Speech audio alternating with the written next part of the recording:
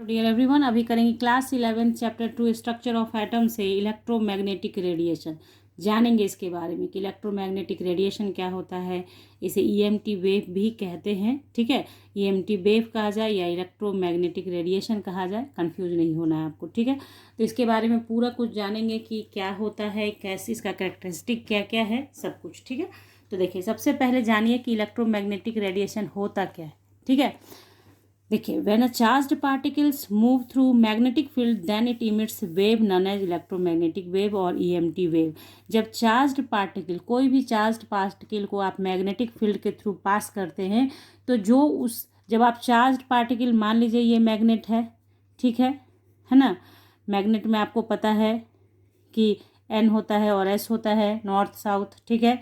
तो अगर इस मैग्नेट से होकर कोई चार्ज्ड पार्टिकल आप मूव कराते हैं, तो उससे जो इमिट होता है radiation, that is your electromagnetic wave. यानी डिफ्लेक्शन जो होता है, जब चार्ज्ड पार्टिकल को मैग्नेट्स के थ्रू पास किया जाता है, जो डिफ्लेक्शन होता है, जो रेडिएशन इमिट होता है, उसे कहते हैं इलेक्ट्रोमैग्नेटिक रेडिएशन। इलेक्ट्रोमैग्नेटिक क्यों हुआ? मैग्नेटिक से पास किया आपने, इलेक्ट्रो क्या हो गया, जो चार्ज पार्टिकल है ना, उसकी वजह से इलेक्ट्रिक हो गया, तो इलेक्ट्रोमैग्नेटिक वेव, ठीक है।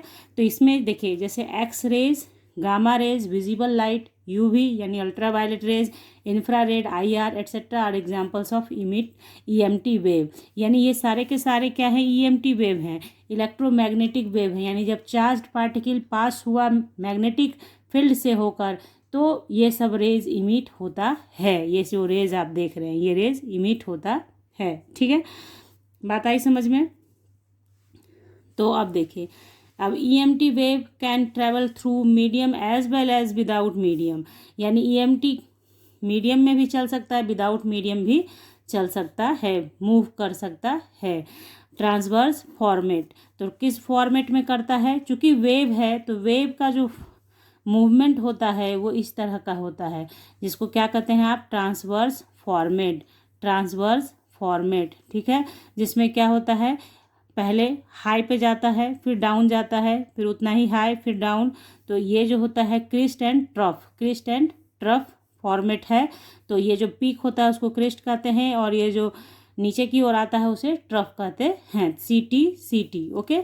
यही हुआ, ये जो आप ईएमटी वेव पढ़ रहे, वेव, ध्यान रखिए, वेव का जो प्रोपागेशन होता है, वेव जो आगे बढ़ता है, वो इस फॉर्म में ही बढ़ता है, ठीक है। अब इसका कैरेक्टरिस्टिक क्या हुआ हमारा? कैरेक्टरिस्टिक इसका आपको 5 है।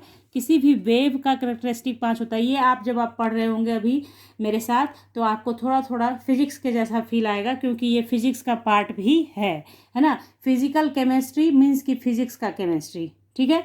तो कुछ कुछ ऐसे पार्ट्स केमिस्ट्री के अंदर हैं जो फिजिक्स में भी पढ़ने होते हैं, ठीक है। तो देखिए, वेव जो है आपका, उसके 5 कैरेक्टरिस्टिक हैं: wave length, frequency, velocity, wave number and amplitude, ठीक है। तो इन सब को एक एक करके जान लेंगे कि वेव के अंदर इनका क्या क्या यूटिलिटी है, क्या यूज़ है, ठीक है। तो सबसे पहले देखिए, वेव लेंथ क्या होता है। इसे लैम्डा से डिनोट किया जाता है। वेव लेंथ को किसे करते हैं? लैम्डा से, लैम्डा, ठीक है। The distance between two consecutive crest और troughs is known as wavelength, ठीक है। It is denoted by lambda and its unit is metre और सेंटीमीटर या एंगस्ट्रॉम में भी बोलते हैं, ठीक है। तो 1 एंगस्ट्रॉम बराबर 10⁻⁻10 मीटर होता है, याद करके रखिएगा। इसे घेर के लिखा है, बच्चे अक्सर इसमें कंफ्यूज होते हैं। 10⁻⁸ सेंटीमीटर होता है और 10⁻⁻10 मीटर होता है। तो कहने का यहाँ पे क्या हुआ, दो कॉन्जिक्यूटिव क्रेस्ट और कॉन्जिक्यूटिव ट्रफ के बीच का जो लेंथ होता है, that is your wave length. यानी एक के जस्ट बाद दूसरा क्रेस्ट आएगा, उन दोनों के बीच के डिस्टेंस को लैम्डा कहते हैं, या ट्रफ के जस्ट बाद जो ट्रफ आएगा, उन दोनों के बीच के लेंथ को लैम्डा कहते हैं। तो देखिए, colour of light proportional to wavelength, colour of light proportional to wavelength. जैसे देखिए, कैल्शियम है, उसका जो है आपका वेवलेंथ दिया है क्या, 7200 एंगस्ट्रॉम। ये किसके बराबर होता है, किस लाइट का होता है? तो रेड लाइट का होता है। यानी कि आप वेवलेंथ देखते हैं अगर किसी का, तो समझ में आ जाएगा कि वो कलर ऑफ लाइट क्या है। तो ये मतलब एक एग्जाम्पल आपको दिया है कि एक फ़ायदा क्या है, वेवलेंथ यानी कि ये जो डिस्टेंस आप देख रहे हैं कॉन्जिक्यूटिव क्रेस्ट और ट्रफ के बीच का अगर बताया हुआ है आपको, तो आप बता सकते हैं कि उस लाइट का कलर कैसा होगा, रेड होगा, येलो होगा, ग्रीन होगा, ये आप वेवलेंथ से बता सकते हैं। ठीक है, फिर देखिए देखेंगे फ्रीक्वेंसी। तो फ्रीक्वेंसी क्या होता है? The total number of vibration और complete rotation of a wave in 1 second is known as frequency of EMT wave. यानी कोई भी वेव 1 सेकेंड में, 1 सेकेंड के अंदर जितना वाइब्रेशन करता है, जितना वाइब्रेट होता है, वही नंबर उसका फ्रीक्वेंसी कहलाता है 1 सेकेंड में। बस यहाँ पे टाइम फिक्स कर दिया गया, 1 सेकेंड में टोटल नंबर ऑफ वाइब्रेशन जो होगा वही फ्रीक्वेंसी कहलाएगा। ठीक है, ठीक है। तो इसे क्या करते हैं? It is denoted bye new. इसको डिनोटेड करते हैं न्यू से, NU ही बोल सकते हैं। ये आपको सिर्फ समझने के लिखा था कि इसे क्या बुलाते हैं, न्यू, NU, न्यू। ठीक है, तो डिनोटेड बाय न्यू, इसको भी नहीं बोलिएगा, ये ऐसे लिखा जाता है, आप भी लिखना सीख लीजिए, ऐसे लिखिएगा एग्जाम के अंदर, तो न्यू कहलाता है। ठीक है, यूनिट इसका हो गया साइकिल पर सेकेंड और हर्ट्ज। हर्ट्ज भी होता है या साइकिल पर सेकेंड आप बोल सकते हैं। अब देखिए फ्रीक्वेंसी और वेवलेंथ के अंदर क्या हुआ, रिलेशन कैसा होता है? Frequency inversely proportional to wavelength. यानी कहने का मतलब अगर वेवलेंथ ज़्यादा होगा तो फ्रीक्वेंसी कम होगा। ठीक है, यानी वेवलेंथ अगर कम होगा तो फ्रीक्वेंसी ज़्यादा होगा। यानी कि कहने का मतलब कि इन्वर्सली रिलेशन है, इन्वर्स रिलेशन है, एक बढ़ेगा तो दूसरा घटेगा। जबकि प्रोपोर्शनल रिलेशन में क्या होता है कि एक बढ़ेगा तो दूसरा भी बढ़ेगा। यहाँ पे ये आप कॉमन से ये करके समझ सकते हैं, कॉमन तरीके से भी, कि मान लीजिए वेवलेंथ अगर ज़्यादा है तो ओबियस है कि 1 सेकेंड में जो टोटल वाइब्रेशन होगा वो घट जाएगा, यानी फ्रीक्वेंसी घट जाएगा। ठीक है, तो न्यू जो है इन्वर्सली प्रोपोर्शनल टू लैम्डा, ये रिलेशन आपको याद रखना है। ऑब्जेक्टिव क्वेश्चन से सॉल्व किए जाते हैं। Nu inversely proportional to lambda, यानी वेवलेंथ के इन्वर्सली प्रोपोर्शनल होता है फ्रीक्वेंसी। ओके, अब देखिए वेलोसिटी देखते हैं। तो the distance travel by a wave in 1 second, ठीक है, distance travel by wave in 1 second is known as velocity. तो देखिए फ्रीक्वेंसी में क्या आपने पढ़ा कि total vibration in 1 second called frequency, और total distance travel by a wave in 1 second is known as velocity. Velocity को C से डिनोट किया जाता है और यूनिट इसका मीटर पर सेकेंड। ठीक है, तो यहाँ देखिए अभी जस्ट आपने पढ़ा कि nu inversely proportional to lambda. ठीक है, तो इन्वर्सली प्रोपोर्शनल टू लैम्डा, तो यहाँ इन्वर्सली प्रोपोर्शनल के निशान को हटाते हैं और C लिखते हैं, C बाई लैम्डा। इसलिए C इक्वल्स टू क्या, क्रॉस मल्टीप्लीकेशन हो गया, तो ये हो गया न्यू लैम्डा और ये C equal to nu lambda. यानी यहाँ पे ये क्या है, लैम्डा क्या है, वेवलेंथ। ये रिलेशन भी होता है फ्रीक्वेंसी और वेवलेंथ की और वेलोसिटी ऑफ लाइट के बीच, वेवलेंथ इनटू फ्रीक्वेंसी, और ये क्या है आपका वेलोसिटी। ठीक है, समझ गया बात। तो यहाँ देखिए C क्या है, C is proportionality constant and known as velocity of light, velocity of light. तो इसे याद कर लीजिए, C इक्वल्स टू कितना होता है, 3 × 10⁸ मीटर पर सेकेंड, 3 × 10⁸ मीटर पर सेकेंड। अब कुछ नोटेबल पॉइंट है उसको ध्यान दीजिए। देखिए तो देखिए कुछ नोट वाला पॉइंट है, जैसे all types of EMT wave moves with constant velocity that is with the velocity of light. यानी कि EMT वेव का वेवलेंथ फ्रीक्वेंसी ये तो अलग हो सकता है, लेकिन वेलोसिटी जो होगा ऑलवेज कांस्टेंट होता है, वो इक्वल्स टू होता है वेलोसिटी ऑफ लाइट। और वेलोसिटी ऑफ लाइट को इंडिकेट करते हैं C से, इज इक्वल टू 3 × 10⁸ मीटर पर सेकेंड। उसको सेंटीमीटर में कन्वर्ट करेंगे तो 3 × 10⁻10 सेंटीमीटर पर सेकेंड।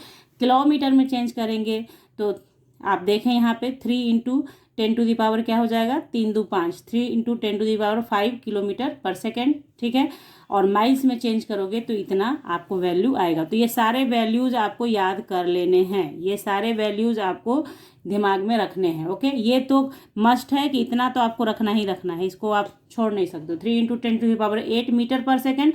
तो जैसे ही मीटर पर सेकेंड याद है तो सेंटीमीटर तो आप जानते हैं कि 2 0 बढ़ जाएगा तो सेंटीमीटर पर सेकेंड में कन्वर्ट हो जाएगा। ठीक है, तो ये चीज़ हो गया। देखिए different types of radiation have different wavelength and therefore different frequencies. जितने डिफरेंट रेडिएशन के वेवलेंथ डिफरेंट होते हैं, इसलिए उनका फ्रीक्वेंसी भी डिफरेंट होगा। लेकिन ये जो वेलोसिटी होगा वो कांस्टेंट होता है, जो कि इक्वल्स टू होता है वेलोसिटी ऑफ लाइट के, और उसका वैल्यू कितना होता है 3 × 10⁸ मीटर पर सेकेंड। मेरे साथ एक बार बोलिए, आपके जुबान पे चढ़ेगा तो आपके दिमाग में भी आ जाएगा, ठीक है। अब बारी है फोर्थ नंबर कैरेक्टरिस्टिक की, जो है wave number. The total number of wave present in 1 centimetre length is known as wave number. यानी 1 सेंटीमीटर लेंथ में जितना total number of wave present होता है उसे कहते हैं वेव नंबर। 1 सेंटीमीटर लेंथ में जितना वेव प्रेजेंट होगा उसे वेव नंबर कहेंगे। It is denoted by nu bar. देखिए न्यू, ये तो न्यू था ही, ठीक है, तो इसको आप ऐसे न्यू लिखें, ठीक है। ये सिर्फ आपको बताने के लिए उस तरह से लिखा था कि आप प्रोनाउंसिएशन कैसे करोगे, न्यू, तो न्यू बार, ठीक है, न्यू बार, ठीक है। तो देखिए यूनिट पर सेंटीमीटर हो जाएगा, इसका यूनिट क्या है, पर सेंटीमीटर। तो न्यू बार इक्वल्स टू क्या हो गया, 1/λ, और अभी अभी आपने पढ़ा लैम्डा इक्वल टू क्या होता है, c/न्यू। तो यहाँ पे हम लैम्डा की जगह पे लिखेंगे, तो क्या देखिए लैम्डा की जगह जब आप लिखेंगे न्यू बार इक्वल्स टू 1/λ है ना, तो लैम्डा की जगह c/न्यू लिखा, तो ये न्यू ऊपर आ जाएगा, वही यहाँ पे लिखा गया है ना। देखिए ऊपर आ गया, ये न्यू जो है ऊपर की ओर आ गया, तो न्यू बाई सी हो गया। यानी कि वेव नंबर इक्वल्स टू क्या हो गया हमारा यहाँ पे, एक रिलेशन ये हो गया हमारा, ठीक है, wave number equals to 1/λ in centimetre, और दूसरा हो गया wave number equals to frequency by velocity of light या वेलोसिटी ऑफ वेव, ठीक है। तो ये सब रिलेशंस हैं, ये सारे आपके एकदम दिमाग में रखिए, इसके बिना न्यूमेरिकल प्रॉब्लम बनाना मुश्किल हो जाता है। एकदम न्यूमेरिकल के लिए आपको एकदम याद होना चाहिए फ्रीक्वेंसी इन्वर्सली प्रोपोर्शनल टू 1/λ, वो रिलेशन याद रखिए। और ये जो आपका आता है सी वाला रिलेशन जो पीछे आपको पढ़ाया गया उसको, तो उससे क्या है बहुत सारी न्यूमेरिकल प्रॉब्लम आप सॉल्व कर पाएंगे। अब बारी आती है 5 नंबर कैरेक्टरिस्टिक की, जो है कि एम्पलीट्यूड। तो एम्पलीट्यूड क्या है, the maximum displacement of a wave from its mean position known as amplitude. यानी मीन पोजीशन से मैक्सिमम डिस्प्लेसमेंट जो हुआ, यहाँ तक मैक्सिमम गया, तो यही इसका एम्पलीट्यूड हो गया। फिर जब ये नीचे वाले पोर्शन में भी जाएगा ग्राफ, तो इसका भी जो मैक्सिमम डिस्प्लेसमेंट होगा वही एम्पलीट्यूड कहलाएगा, ठीक है। तो मीन पोजीशन से, अपने मीन पोजीशन से मैक्सिमम डिस्प्लेसमेंट का जो पोजीशन होगा उसे ही एम्पलीट्यूड कहते हैं, और इसे कैपिटल ए से डिनोट किया जाता है, कैपिटल ए से डिनोट किया जाता है। तो intensity of sound wave depends upon amplitude. तो intensity of sound wave depends upon amplitude, मतलब साउंड वेव का जो इंटेंसिटी होगा वो किस पे डिपेंड करता है, एम्पलीट्यूड पे करता है। तो एक रिलेशन है जो आपको दिमाग में, pitch proportional to frequency proportional to quality of sound, यानी पिच हाई होगा तो फ्रीक्वेंसी भी हाई होगा और क्वालिटी ऑफ साउंड भी अच्छा होगा, ठीक है। तो इस तरीके से ये एक रिलेशन है जिससे आप क्वालिटी ऑफ साउंड के बारे में बता सकते हैं फ्रीक्वेंसी से, कि फ्रीक्वेंसी हाई है तो क्वालिटी ऑफ साउंड भी हाई होगा, ठीक है।